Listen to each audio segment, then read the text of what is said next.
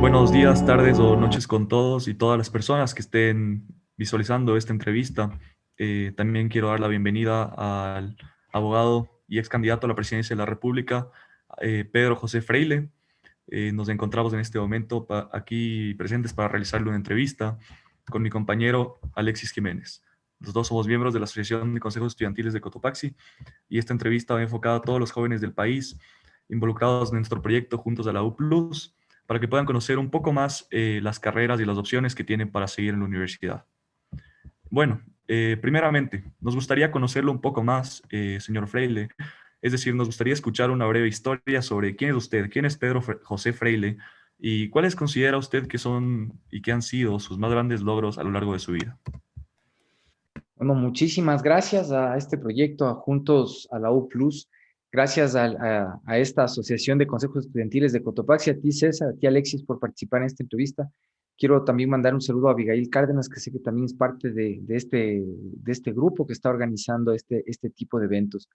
Bueno, para contarles un poco de mí. Yo soy abogado por una vocación de toda la vida. Yo sé que para muchos, y de hecho tengo tres hijos, y he visto en cada uno de ellos y en mí mismo una experiencia distinta en lo vocacional, una manera distinta de afrontar las ganas de vivir la vida. Y de hecho les cuento una cosa, resulta que la vocación que tienes para la profesión que escoges no dura toda la vida. Sí, mucha gente les va a decir lo que ustedes escojan es para toda la vida. Yo les voy a contar una cosa, no dura para toda la vida y no tienen que creerle a nadie que les diga que lo que están escogiendo ahora es para siempre. No es así. El mundo, de hecho, que a ustedes les toca enfrentar es muy distinto que el que me tocó vivir a mí. Yo digo, ustedes son los pandemials, yo soy solo un ochentemial. Yo vengo de una época en la que mis papás, como las de muchos ecuatorianos, baby boomers, mis papás, les tocó vivir a la hora de tener hijos, los años 70, el boom petrolero. Entonces, cuando ellos empezaron a criar hijos, tenían una hipoteca fácil de conseguir, una casita fácil de comprar, un trabajo más o menos sencillo de conseguir. Muchos de ellos no estudiaron hasta las maestrías, pero no les faltó trabajo y el sector público en ese tiempo creció mucho. Algo parecido a lo que pasó durante la época de la que se denomina Revolución Ciudadana. Hubo trabajo para mucha gente, pero a partir siempre del Estado. Pero bueno, volviendo un poco a lo que me tocó a mí. Entonces, tuve la suerte de vivir en una casita pequeña, una casa. En la época de mis papás no se pensaba en departamentos porque la facha de los bloques de multifamiliares en esa época se consideraban parecidas a la Unión Soviética. Estábamos en la Guerra Fría y Ecuador era parte del eje occidental. Entonces, algo que pareciera China o la Unión Soviética era estéticamente repulsivo para la mayoría de personas. Entonces, todos querían comprarse casas. La consecuencia, que el crecimiento horizontal desordenado de ciudades como Quito, en donde hay montones de casas de concreto en las que se gastó millones, cientos de millones de dólares en casitas diminutas de una sola planta, 80 metros cuadrados, pero era tu casa con tu patio donde tenías tu perro, no era departamento, era casa. Pero era una experiencia linda de vida, tener un montón de otras personas iguales que tú, que vivían en condiciones similares. De pronto muchos iban al colegio privado, al colegio municipal o al fiscomisional, pero todos teníamos más o menos un nivel de vida parecido. No es que era una maravilla, nadie tenía lujos grandes, pero tus vecinos se parecían a ti y jugabas a lo mismo, salías y pateabas la misma pelota, jugabas carnaval como salvaje cuando era carnaval, a veces empezabas a jugar carnaval apenas terminaban las novenas antes de la Navidad y terminabas de jugar carnaval cuando estaban haciendo la fanesca. Se juega bastante, como se desperdiciaban recursos salvajemente. Y desde chico, creo que siempre tuve dos cosas claras en mi cabeza. Uno era la vocación por la política. Los personajes políticos siempre iluminaron mis juegos, mis dibujos, las cosas que quería leer, las que buscaba. Y ser abogado que es mi oficio y es una profesión que además amo. Fue consecuencia de entender por dónde podía yo algún rato llegar a ser un político, un líder. Y claro, hay miles de formas de hacerlo. No es que solo ser abogado, pero yo tenía 6 7 años, o tal vez menos, cuando empezaba a pensar esto.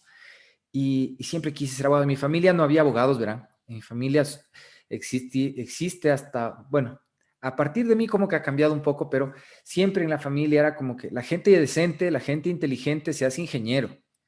Los abogados son vagos, son pillos y los políticos peor. Entonces, yo iba contra la corriente totalmente de lo que mi familia podía auspiciar. A la vejez, de hecho, mi papá estudia ahora leyes, está por terminar. Pero yo sabía que era lo que me gustaba.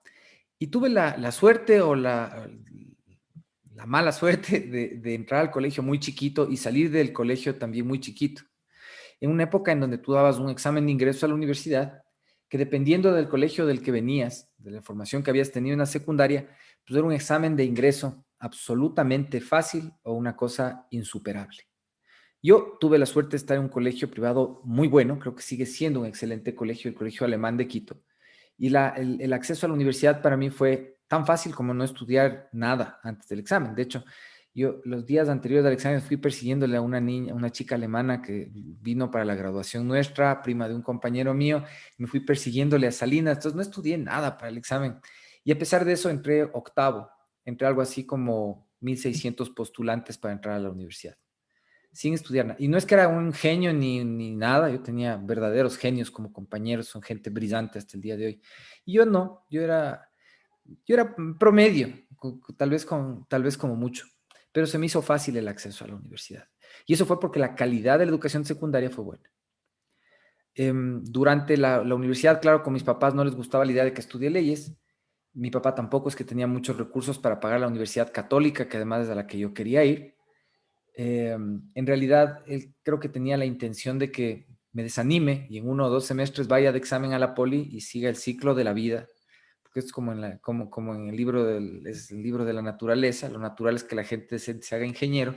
Entonces tenía que algún rato rendirme de estar entre postulantes de abogados y me iba a ir a la Politécnica, pero no pasó así, porque un par de semanas antes de entrar a la universidad conseguí trabajo. Me fui y me presenté además en la firma de abogados que yo soñaba que era en la que quería trabajar, que es Pérez Bustamante. Sigue siendo hasta el día de hoy, es la firma de abogados más grande del Ecuador, con mucho probablemente, y yo creo que en los próximos 20 o 30 años probablemente no haya una firma de abogados que logre ser de ese tamaño, ni de esa relevancia internacionalmente. Y me entrevisté con uno de los socios, le caí bien, como tenía, imagínate, cara de guagua, debo haberme visto más joven que el Alexis. Me quedaba viendo y me decía, pero ¿cuál es tu apuro? ¿No? Y yo decía, es que yo tengo que trabajar. O sea, ustedes están perdiendo de que yo no esté trabajando. Y claro, este señor se condolió de mí, se llama Jorge Dusdeves Carvajal, es un abogado histórico, de hecho, en el sector laboral y judicial. Decidió sí dar un trabajo. Claro que al comienzo solo sacaba copias, entré a trabajar a Pérez.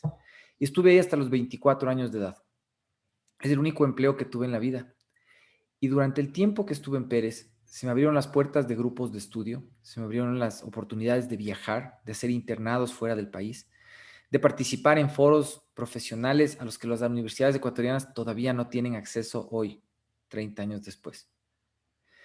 Hay mucho que se puede mejorar, pero yo creo que una de las claves en el desempeño de cualquiera es enfocarse, a pesar de lo que parezca que tengas en contra, en lo que es tu vocación. Tienes que hacer lo que te hace sentir que eres tú. No solo que te haga sentir bien, porque una cerveza te puede hacer sentir bien, pero ser tú solo sucede si estás haciendo algo que te ayuda a construirte. Fíjate tú, a los 44, 45 años, me había enamorado tanto del oficio de abogado que se me estaba pasando el tiempo para hacer el sueño que me llevó primero a ser abogado, ser político. Así que el plan era hacer esto más tarde, el lado de la política, pero después me di cuenta de que no tienes que esperar toda la vida para que las cosas sucedan exacto como quieres. Parte de que las cosas salgan bien es asumir el riesgo de hacer las cosas cuando se te plantea la suerte. Epicuro decía que la suerte es la suma de la preparación y la oportunidad. Así que la carrera profesional, solo en resumen corto ustedes para que sepan quiénes soy, me creo que me extendí. Soy un abogado que empezó la carrera muy joven, que se metió a ser abogado para ser político. Soy padre de tres, un músico, una pintora y uno que todavía no sé qué diablos dirá ser, pero que por lo pronto es un gran tenista. 22, 21 y 13. Y eso. Bueno, la verdad, de mi parte, me parece una reflexión muy profunda. Y me gustaría citar a William George Ward con su frase que decía, El pesimista se queja del viento, el optimista espera que cambie y el realista ajusta las velas. Y bueno, en mi opinión, yo pienso que una persona como usted trata de solucionar los problemas pese a saber que es complicado en muchas ocasiones. Y bueno, eso hace que una persona como usted destaque entre las demás. Eso también nos lleva a la siguiente Gracias por pregunta, eso. la cual sería, también nos gustaría que por favor nos cuente cómo fue que decidió que quería estudiar derecho en la universidad. Por ejemplo, no sé, algo en solo algo en específico que lo motivó, tal vez. Me acuerdo que encontré dos cosas. La una fue leer un libro que se llama El Erial, es un libro de poesía de un señor que se llama Constancio Vigil. De hecho, no tengo constancia de que Constancio haya escrito alguna otra cosa. Es un libro viejito que tenía mi abuela paterna, lo tengo conmigo siempre. Y es un libro que habla un poco en el tono de Rudyard Kipling de enseñanzas importantes para la vida, pero casi todas desde el punto de vista en el cual es como que el libro te aconseja sobre cómo aconsejar.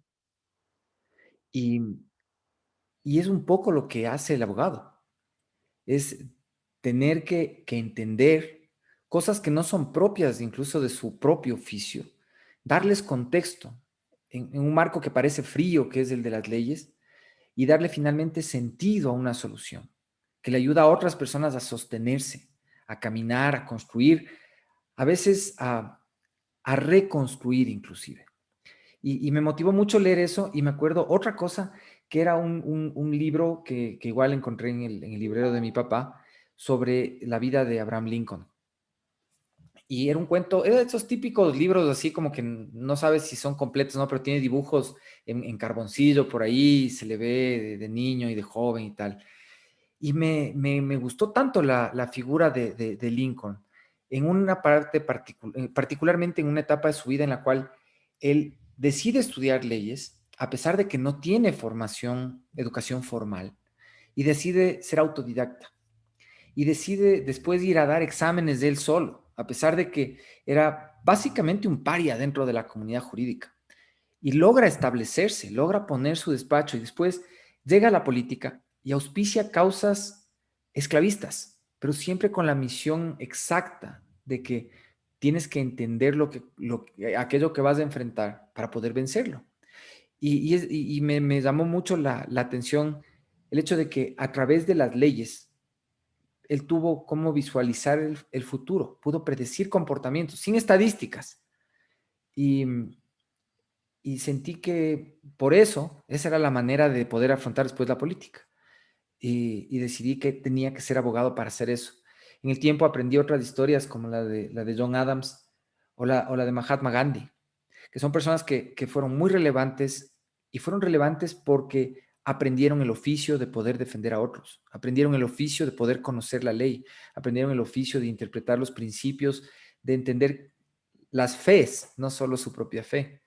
Y me pareció que puede haber muchas ciencias sociales que te acercan a todas estas cosas sin duda, pero las leyes es la única, la abogacía es la única que te pone en la primera línea para defender estas cosas frente a otros. Y creo que es una suma de carácter y de superar el carácter. Yo era un tímido de guagua, además era un niño muy obeso. Y, y el pensar siempre mentalizado en eso me ayudó a superar la obesidad. Bueno, la natación obviamente ayudó mucho también, el entrenamiento que llegó a ser de élite y demás. Pero lo primero fue esa mentalización de que los abogados lo pueden todo.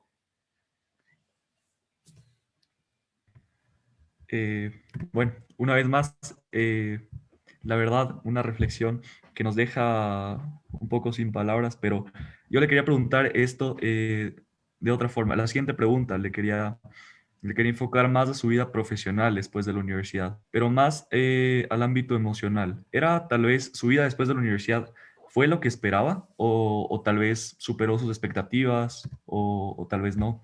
Cuéntanos un poco sobre ello. Hasta ahora va bastante mejor. O sea, de hecho, yo creo que si existen las bendiciones, a mí me han caído todas, incluso en los momentos complicados. Hemos pasado en lo económico momentos difíciles, súper difíciles, creo que como la mayoría de ecuatorianos, pero siempre nos hemos puesto de pie. O sea, esto es un tema de actitud, es un tema en el que tiene que ver la formación también. En la parte profesional, sí he hecho cosas en las que no pensé que hubiera sido capaz de hacerla yo solo. A los 24, cuando abrimos la oficina, AFCIL, que es un nombre que hasta ahora nadie ni los clientes nuestros pueden pronunciar. Ávila, Freile, Calderón y La Lama Abogados, Compañía Limitada. El nombre es del orden en el que nos sorteamos, no es nada ninguno en particular. 4 de mis compañeros, yo digo de las personas más talentosas conocido en el oficio, Darío Ávila Larrea, un abogado con una mente brillante para resolver todas las cosas que tengan que ver con conflictos antes de que tengan que ir a juicio. Una persona que construye soluciones brillantemente, una capacidad de interpretación del entorno mágico. El Ricardo Calderón, en cambio, un litigante. O sea, cuidado, te cruces con uno así porque tienes que temer. Un tiburón realmente, espectacular. Tipo que a los 22, 23 años, me acuerdo, por primera vez recibimos la invitación de ser procuradores judiciales de los hermanos Isaías, hoy por hoy reconocidos inocentes por la justicia ecuatoriana. De hecho, el aceptar la procuración le costó al Ricardo separarse de la oficina, porque en ese momento yo, en cambio, era muy visitado por el presidente de la República, Gustavo Noboa Bejarano, que era como que eran antípodas completamente. Pero era un honorario gigantesco por hacer algo así y un reconocimiento profesional increíble para alguien de esa edad. Entonces el Ricky sí se fue por ahí, seguimos siendo amigos hasta hoy, ya no somos socios. Y el otro, George Lalama, eh, uno de los mejores banqueros que tiene el Ecuador. Él preside el Grupo Fierro del Banco Internacional. Y todos de la misma edad que yo, todos con habilidades específicas. Las mías y en las que tal vez encontré más superación fue el hecho de que mi padre es petrolero, mi familia casi siempre ha estado en el entorno del petróleo desde hace más de 100 años. Mi hermano, de hecho, es presidente de una de las empresas petroleras más importantes de Medio Oriente. Y claro, yo abogado, no era ingeniero, pero mi vocación en Pérez Bustamante también se fue por el lado de la energía. Y uno de los logros tal vez más importantes que tuve fue lograr conseguir la representación y el patrocinio de una empresa que se llama AES o The AES Corporation, que es la empresa de distribución de energía más grande del mundo, de la historia comercial del mundo y hasta el presente. Ellos se encargan del abastecimiento de electricidad de los Estados Unidos y Canadá, básicamente. Es grande, incluyendo las lanzaderas de cohetes, portaaviones, eso es una máquina. En el año 2001, 2002, por ahí, el Ecuador trató de vender la mitad de las acciones en el capital de las empresas de distribución eléctrica, como la empresa eléctrica Quito, lo que es ahora la CENEL, básicamente. Y en ese momento, claro, los estudios jurídicos grandes tenían acceso a poder representar empresas con capacidad de hacer una compra así. Estamos hablando en ese entonces, una compra de cerca de 2.000 millones de dólares. Así para poner de uno. Y yo me puse a escribirle a gente, que soy súper necio, si algún rato les tengo que perseguir con una carta, eso es insufrible. Me traté de conseguir esta empresa y la conseguí. Me conseguí que me conteste un señor que se llama Paul Hanrahan. Y su asesor, verán, el asesor de la transacción para la empresa era Henry Kissinger. ¿Sí han oído ese nombre alguna vez? Henry Kissinger fue secretario de Estado de Nixon. Según John F. Kennedy, el diplomático más influyente en la historia de la humanidad después de Benjamin Franklin. Y tuve la suerte increíble de trabajar con él en el intento de llevar a cabo esta transacción con el gobierno del Ecuador. Y más que en sí la transacción, que fue bueno, fue un honorario gigante, le di trabajo a todo el mundo que yo conocía en la universidad, a mis profesores para que hagan algo, al que pasaba por ahí venga, empleaba a todo el mundo. No me quedó nada, pero llegué a tener unos 60 personas trabajando para mí en el proceso ese año. Y lo increíble fue conseguir la atención de ellos y conseguir que nos den el contrato. Y cada vez que íbamos a las reuniones con el gobierno, te tocaba ir a reuniones con los ministros, con las bancas de inversión. Claro, los que habían sido mis jefes en Pérez Bustamante decían, ¿con quién te metiste? Yo me metí, o sea, yo soy el que está representando. Decían, vos solito. Decían, no, con mis socios. Y les veían a mis socios que eran igual, así, todos como el César, más o menos de cara. Decían, ¿en serio? ¿Pero y algún adulto en el grupo o algo? No. La empresa confió en nosotros y fue solo la primera vez en la que logramos, bueno, antes de eso conseguimos también otra, conseguimos después otra, que fue armar un consorcio para construir una central hidroeléctrica que se llama Masar, que es una de las más importantes obras de infraestructura del país. Y para eso tuvimos que viajar, ir a convencer gente en París sin hablar francés. Cada uno de esas, es que son muchas anécdotas. Yo creo que tal vez lo mejor y lo que superó mi expectativa es que, aunque sabes que cuando te encaminas a tratar de lograr algo, tienes que entender que el éxito no consiste en ganar siempre, sino en no rendirte nunca. Esos momentos en que consigues lo que querías, no, son cosas que de pronto solo se quedan en tu cabeza y en tu corazón, pero, pero te llenan de energía. Al final, cuando te vayas del mundo, lo que te vas llevando es el último instante de lo que te acuerdes. Nada más. No te llevas ni lo que estás puesto, yo creo. Pero yo sí soy muy feliz de poder saber que en lo profesional las cosas que he hecho me llenan y le han dado trabajo a otra gente y han producido resultados positivos. Creo que todo, cada una de los proyectos ha sido algo para recordar positivamente. Listo, entonces. Y bueno, la verdad, nuevamente se puede escuchar que tiene una gran experiencia. Y bueno, de mi parte, me gustaría hacerle otra pregunta respecto a la universidad. Y es una pregunta corta en realidad. Le pediría que por favor describa la universidad, a la carrera universitaria, en una sola palabra. ¿Cuál sería esa palabra y por qué? ¿A la mía o a una carrera universitaria en general? A la suya, a la carrera de Derecho. Mm, Una armadura. Mi carrera es mi armadura. Y el tiempo en la universidad es el proceso de fundirla a la medida. Si tú aprovechas bien cada clase, cada impulso que te pueda dar un maestro, cada lectura que lleves a cabo, cada momento en el que realmente más que aprenderte para el examen puedas comprender lo que se exhibe frente a ti, estás fundiendo una armadura, una pieza única que está hecha a tu medida y que te hace como profesional incomparable, inigualable por parte de otros. Y mientras mejor está hecha a la medida de tus habilidades, pues hombre, vas a ser mejor profesional. Listo, entonces, ya sabemos lo que se necesita para ser un gran abogado. Bueno, pasando un poco a las preguntas más informales, me gustaría preguntarle, ¿qué opina de las series de televisión, como por ejemplo Suits, La Ley de los Audaces, La Ley y el Orden? ¿Realmente se parecen a la vida laboral de un abogado? Verás, um, de hecho, no voy a decir el nombre del estudio jurídico, pero tengo unos amigos que tienen como un coco mental, una fijación con que la oficina se parezca a la de los de Suits. O sea, literalmente, o sea, si es que ahí cambian una lámpara o le hacen a la mesa la luz y los manes la agarran en la vida real y le ponen para que esté parecido. Sí, de hecho, hay muchas cosas que pueden ser parecidas y diferentes. Los primeros años de AFC de abogados, nosotros teníamos una oficina que medía 2,5 por 3, una máquina de escribir a la que le faltaban 3 letras, un código civil y un teléfono de discado que nuestras esposas nos ayudaban a marcar para buscarnos clientes. El resto de nuestros clientes básicamente era un señor que leía la mano al final del corredor donde estaba nuestra oficina. Era un, como te digo, un medium.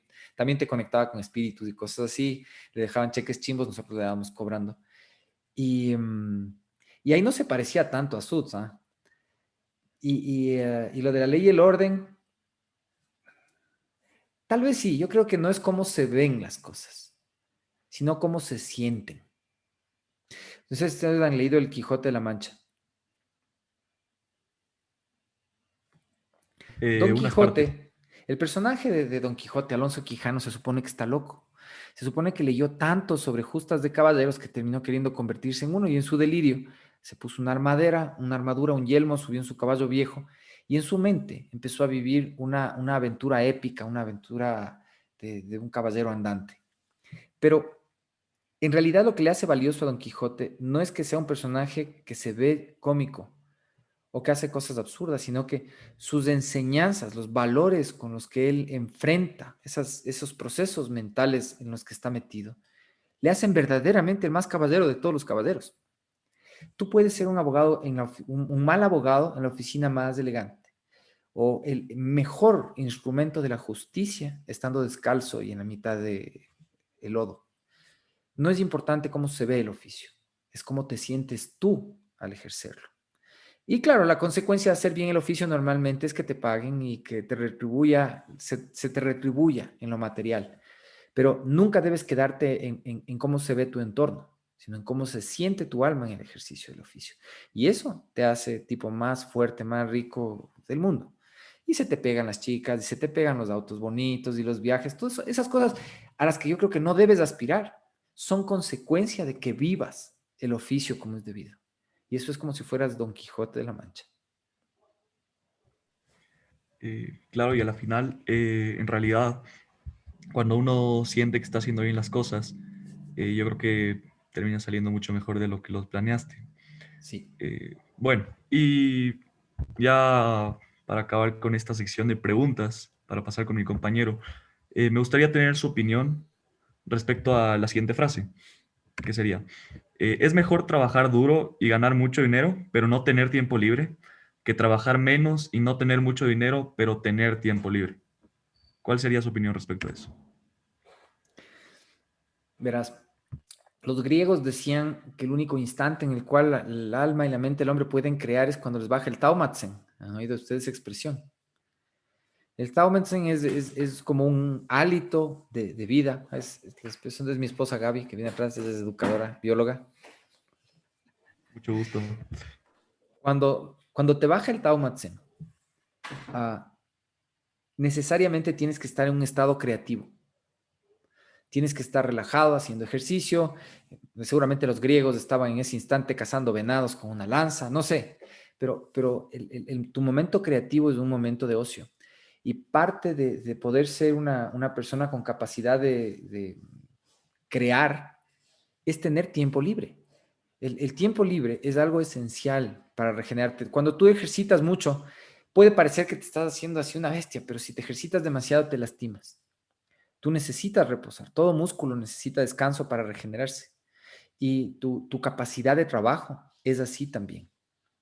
Cuando tú le dedicas, digamos así, cuando tú le entregas tu vida al trabajo, en realidad estás perdiendo la vida de otras personas en tu entorno. Es sustancial que el trabajo tenga un propósito que no sea solo tú y tu satisfacción. Tienes que trabajar para otros. Llámense esto tus clientes o tu familia, principalmente debería ser tu familia, tu país, causas y personas que te puedan trascender a ti mismo. Para poder pensar en ellos, necesitas tiempo de ocio. Necesitas algo que hacer que no sea solo trabajar. Te está diciendo un tipo que terminó en el quirófano por estrés. Yo tuve una úlcera sangrante por tener malos hábitos de trabajo, por trabajar 20 horas al día. Y claro, solo se experimenta en carne propia. Ojalá ustedes, caballeros, no tengan que pasar por eso. Pero si pueden aprenderlo en carne ajena, son más pilas. Claro, y bueno, a la final, yo también siempre he tenido la creencia de que uno puede hacer todas las cosas que quiera hacer en la vida, puede tener tiempo para todo, para el trabajo, para la familia, para los estudios, siempre y cuando organice bien su tiempo.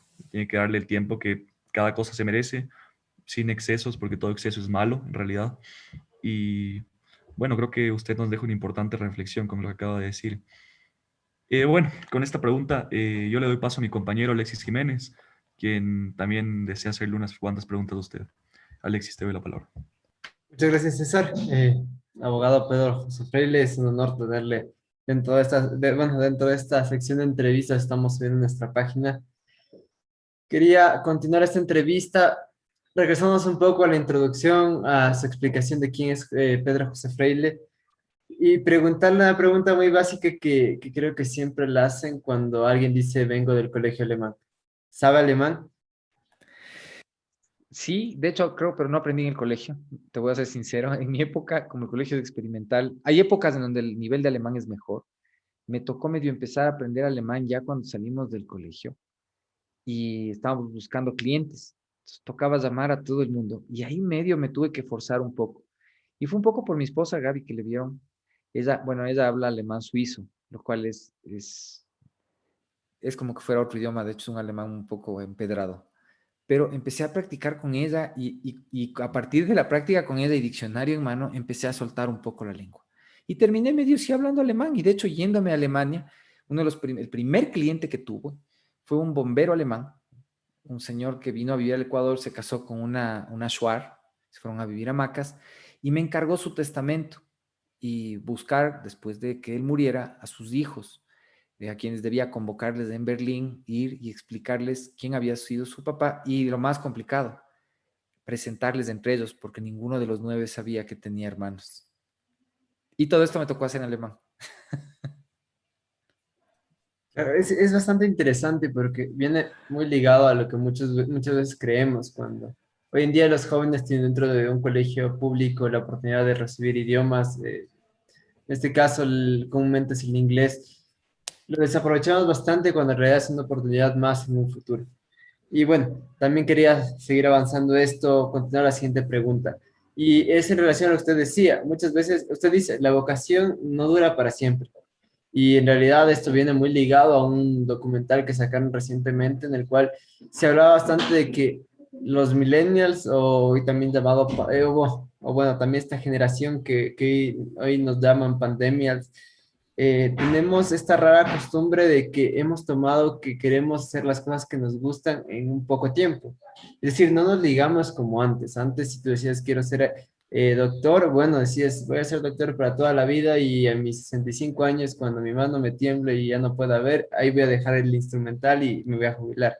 Pero en realidad, hoy con estos estudios nos demuestran de que un millennial no pasa de los 3 4 años dentro de una misma empresa y el sueño de ser una cosa no le dura de 2 a 3 años.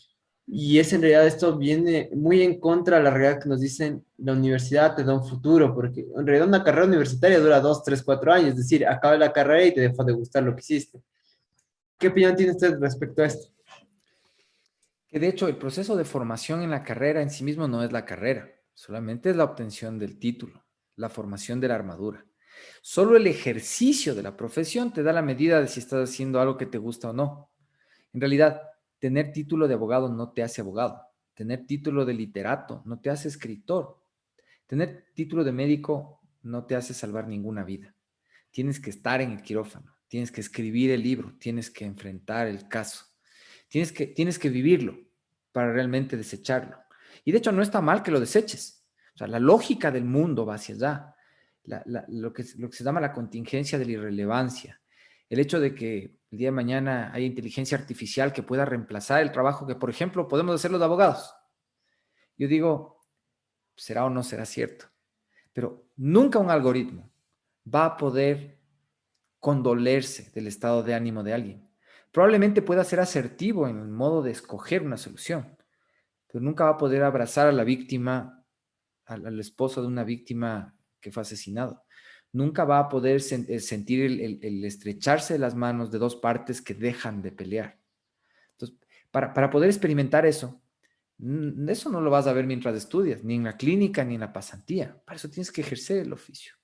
Y de hecho el oficio, la profesión que escoges, tiene que servirte para algo, por lo menos para pagar la siguiente carrera, porque nadie te va a regalar, o sea, estudia lo que quieras. De hecho, si pudieras estudiar 100 carreras, chévere, pero tus papás no te van a pagar eso toda la vida. O sea, algún rato tu mamá y tu papá también van a decir, bueno que Estito ya se fue, que ya se hace las cosas solo, ya aprendió a lavar las medias, qué gusto, se hace la sopita y se fue de viaje, qué bueno, vamos nosotros también a hacer otra cosa. No siempre es posible, las condiciones económicas son difíciles, pero la capacidad de tener varios oficios les da a ustedes la posibilidad de realmente ese ánimo de hacer varias cosas distintas, sí les permite realmente y materialmente. Hay sociedades en donde los recursos económicos son más disponibles, en donde ya está pasando. Yo he conocido gente de 25, 26 años que tiene terminada su primera carrera, ya hizo una maestría y está terminando la segunda. Y son exitosos en la primera. Conozco, de hecho, un tipo que fue gerente de una petrolera aquí en Quito y que ahora es un excelente barbero, uno de los mejores que haya visto.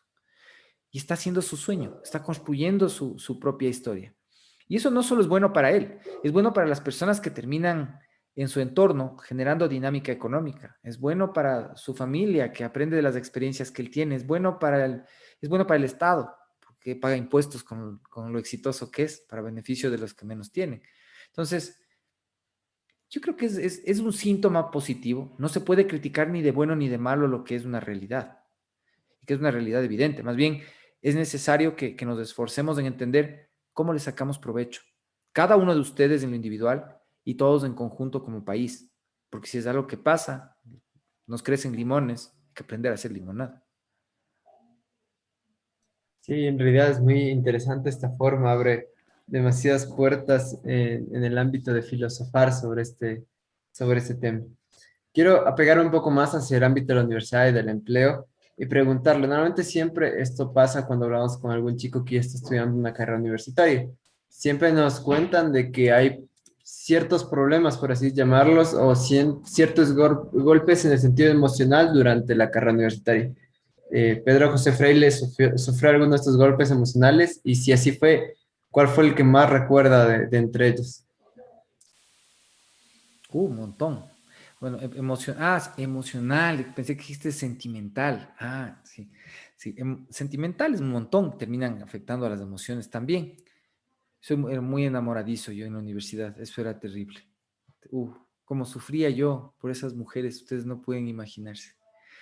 Pero hasta ahora les guardo en el corazón. Ahora, en otro tipo de aspectos, creo que la primera visita al entonces todavía funcional penal García Moreno, al centro de detención provisional, que era una de las alas en el edificio del penal, fue una de las cosas que más me chocó porque, claro, yo comencé a trabajar apenas empecé, como les contaba, pero empecé a trabajar en una oficina que se parecía más a ver Suits que a leer Papillón.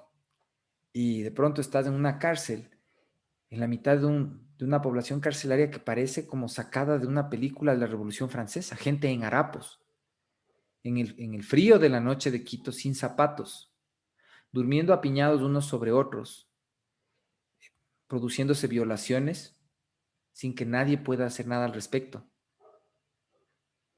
Yo vi eso y, y creo que fue una experiencia muy importante. Creo que si mucha gente de mi edad no hubiese estado expuesta a ese tipo de experiencia que hoy ya es, digamos, felizmente, ya no creo que espero en el Ecuador no hay sitios donde puedas ver algo así.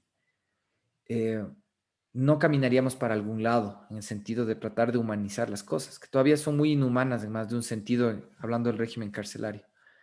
Pero eso fue una cosa que me acuerdo, así como toda una mega pesadilla, o sea, es algo que no se te puede borrar, ese primer contacto con algo así. Y sí, terrible. Y otra fue, bueno, la muerte de mi mejor amigo, con el que ingresamos juntos a la universidad.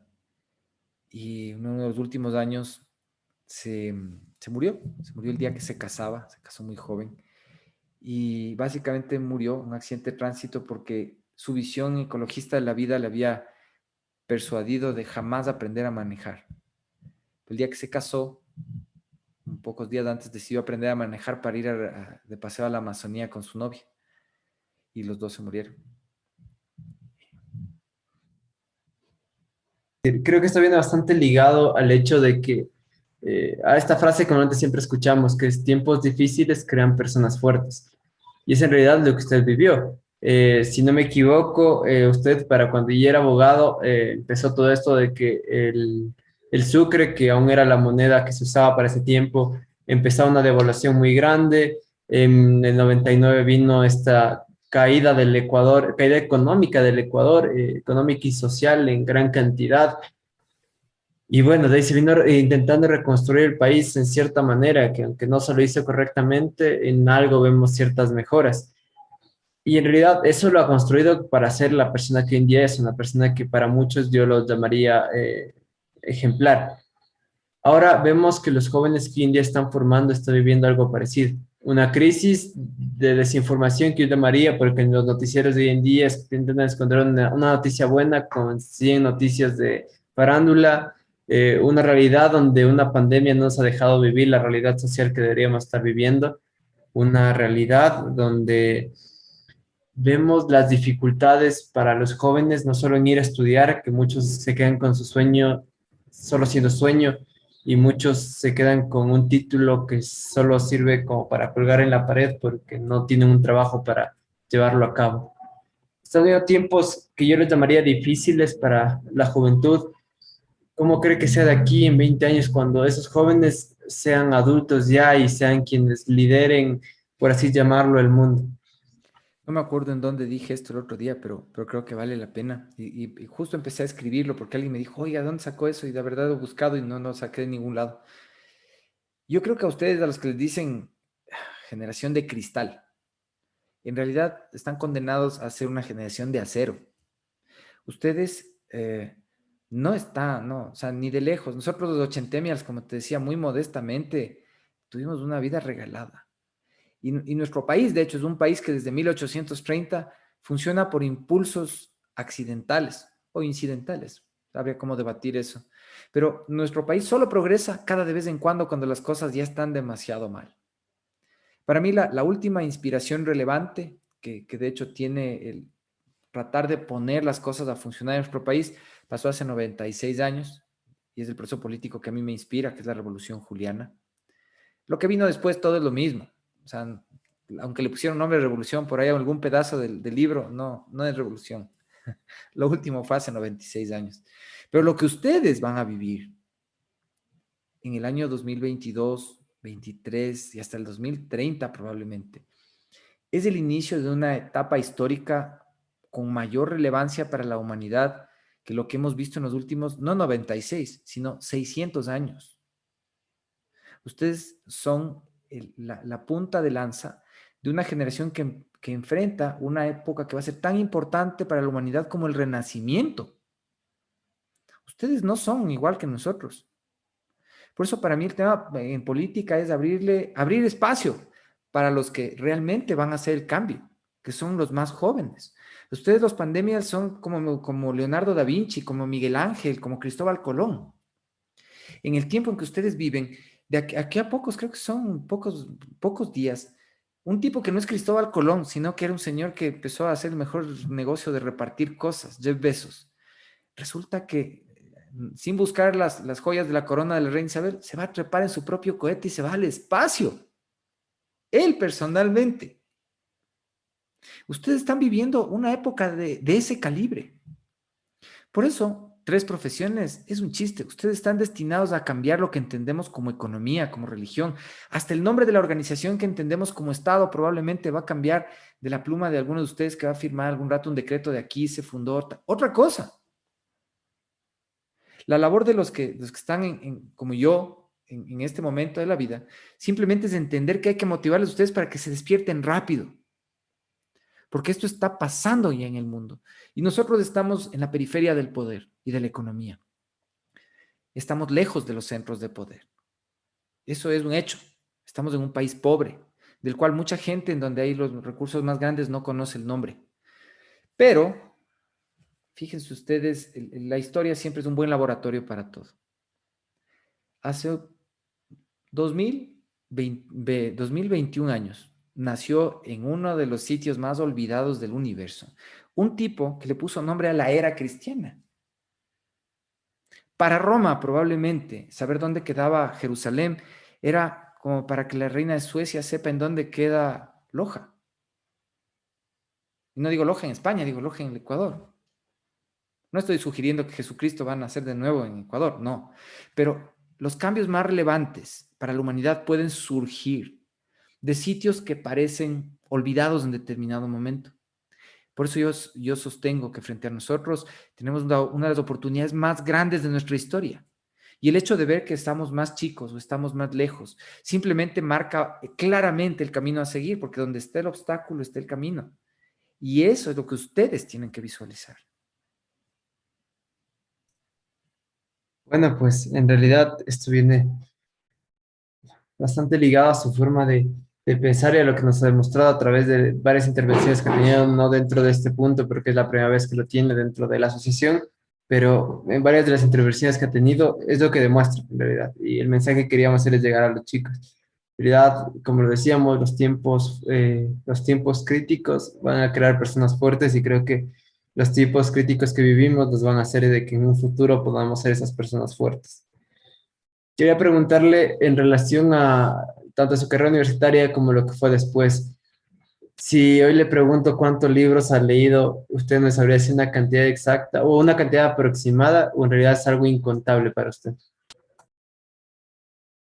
Verás, una vez ya me hicieron esa pregunta y en realidad tengo algunos libros, los que son diccionarios o enciclopedias que no he leído completos, pero de los que están aquí en la casa, todos, he leído todos, no todos completos, algunos que me han aburrido, tengo que decir, todavía están ahí, y algún rato terminé de leer, pero yo creo que a lo largo de mi vida he leído un promedio, desde que tengo 20 años, de probablemente unos 40 libros al año, que todavía es por debajo de lo que se debería leer, pero que en cambio al lado de la gente de mi edad, eh, creo que es bastante más de lo que leía la gente de mi edad, inclusive los que ahora están en puestos de gerentes y todo, todavía leen menos. Hay gente, o sea, yo conozco abogados en otros países como Japón o Alemania, que leen 80 libros al año. Digo, estos tipos no tienen tiempo ni de afeitarse, o sea, ¿a qué hora lees tanto? Porque además es un oficio en donde todo el tiempo estás leyendo, todo el tiempo estás leyendo. Pero así como libros, eso, o sea, no he podido más. Con esto de la política he vuelto a leer. De hecho, ahora leo un montón de cosas que no se me hubiera ocurrido leer nunca, pero es obligatorio. Y esto viene en realidad ligado al hecho de que ante usted vemos también un ejemplo dentro del oratorio, cuando se dio este debate presidencial, que como usted lo pudo decir en el debate mismo, no fue un debate, fue una exposición de discursos aprendidos de los candidatos que, en fin de cuentas, lo único que motivaban es aprenderte el partido de cada uno de ellos. Pero usted fue y con su oratoria expuso su idea, lo que tenía dentro de su plan de trabajo, lo que quería hacer dentro del gobierno, lo expuso a través de su oratoria y es algo que vale resaltar. Pedro José Freile, cuando tenía 17, 18 años y estaba empezando su carrera de derecho, tenía ese nivel de oratoria. ¿Usted cree que todo eso se fue construyendo y como usted lo dice, moldeando con el tiempo? No, yo creo que todo se va moldeando con el tiempo. Siempre he sido hablador, es evidente. Y de hecho hay videos que por efecto de la campaña subieron al fanpage mío, creo que de la época del colegio y por ahí de la época de la universidad. Hace pocas semanas me pasaron unos videos de la época universitaria también. Y realmente yo veo que era un paquete. O sea, he ido mejorando naturalmente con la lectura. Creo que esa es la base de cualquier instrumento válido para escribir o para hablar. Pero en la universidad era un guambra lajito, pero no, empedrado. O sea, si yo me viera, me encontrara conmigo a esas instancias, lo primero que haría es decir, oye, lee más porque suenas como un tonto. Y bueno, creo que tiene este mensaje no solo para su yo del pasado, sino para cada uno de los chicos que hoy en día intentan llegar a esto. Y ya con esto quiero conectar y ya empezar con las dos preguntas que cierran esta entrevista.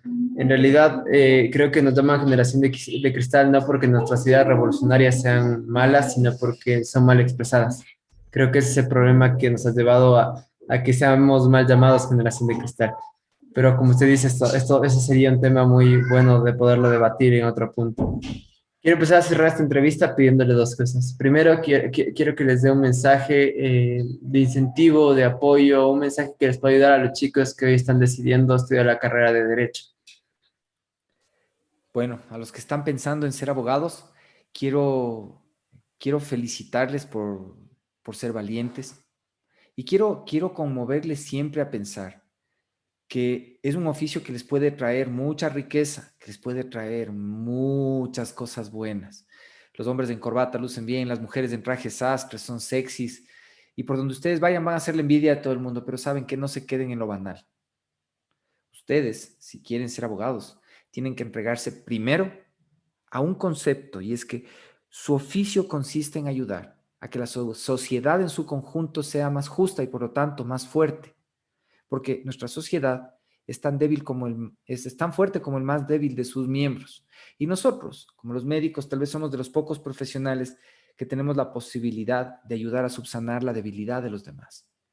Nosotros no lo hacemos con medicamentos ni con operaciones, pero lo hacemos con consejo, con un consejo que no solamente está apegado a la ley, sino que también tiene que estar apegado a darle poder, a darle fuerza a las personas en sus valores morales, y sin que sean los suyos, porque el día de mañana ustedes pueden tener un cliente budista y ustedes no lo son, o islámico y ustedes no lo son, pero ustedes tienen que aprender los valores de quien representan y ayudar a sacar lo mejor de las otras personas. Si van a estudiar leyes, lean, comprométanse con aprender todos los días cosas que van a más allá de sus gustos, y comprométanse siempre a entender que este oficio da superpoderes, y a mayor poder uno tiene más responsabilidad. Así que un buen abogado siempre es responsable. Entiendan eso desde el primer día cuando empiecen a estudiar. Bueno, ya para finalizar, quiero pedirle que nos ayude ya con un último mensaje, que es en realidad se ha englobado a cada uno de los chicos que hoy en día quieren superarse. Y es en realidad los chicos que quieren seguir cualquier tipo de carrera en la universidad, chicos que están deseando seguir en canto, en música, chicos que les interesa hacerse pintores en un futuro, todo tipo de futuro, o sea, hasta deportistas que están buscando un futuro que sea lo que ellos les anima. ¿Qué mensaje les puede dar a ellos? Sean felices, estudien lo que les llena, lo que les ayuda a construirse como ustedes mismos. Yo soy papá de una pintora y de un músico y me enorgullezco completamente de que ellos sigan sus sueños, porque eso es lo único que va a lograr, no importa lo duro que sea el camino, que lleguen a un punto en donde puedan ver hacia atrás y digan, qué gusto esta vida. Bueno, con esto estamos finalizando esta entrevista. Estuvimos con el abogado Pedro José Freile y con mi compañero de la Asociación de Consejos Estudiantiles de Cotopaxi, César Morabou. Eh, estimado Pedro José, ¿quiere dar algún mensaje?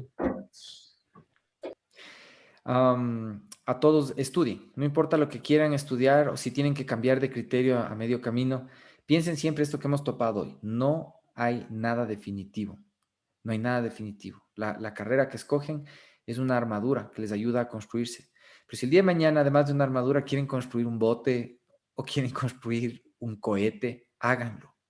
Ustedes son la generación de acero, háganos quedar bien, sean la generación de acero.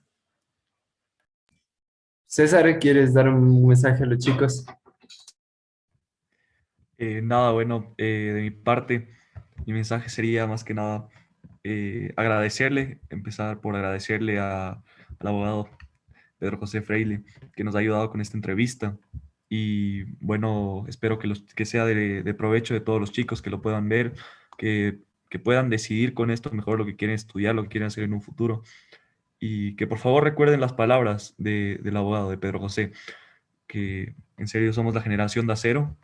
Y yo sinceramente desde mi punto de vista creo que podemos llegar a hacer grandes cosas si nos lo proponemos.